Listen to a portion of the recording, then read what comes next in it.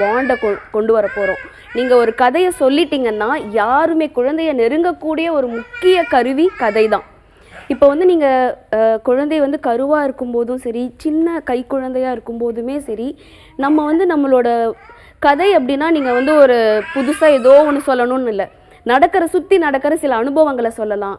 பாப்பா இங்கே பாரு, உன் பொம்மை பக்கத்தில் வச்சுருக்கேன், உன் பொம்மை அழகாக சமத்த தூங்கிடுச்சு, சாப்பிட்டுடுச்சு, நீயும் இப்போ சாப்பிட போறியா, தூங்க போறியா, இந்த மாதிரி நிறைய உரையாடல்களை வளர்க்குறதுமே வந்து ஒரு கதை. அப்படின்னா நீங்கள் ஒரு தொடக்கம் முடிவு அந்த மாதிரி இருக்கணும் அப்படின்றதெல்லாம் இல்லை. குழந்தைகள்கிட்ட பேசுகிறதுக்கு வந்து எல்லாமே அவங்கள சுற்றி நடக்கிற ஒவ்வொரு சின்ன சின்ன விஷயமே கதை தான்.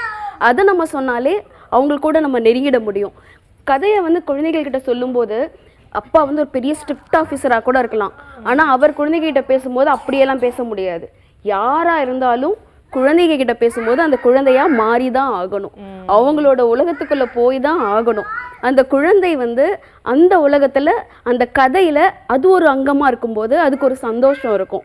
அதை தொடர்பு படுத்தி நம்ம சொல்லும்போது நிறைய பல விஷயங்களை அதுக்கு வந்து எடுத்து சொல்றது ரொம்ப ஈஸியா இருக்கும்.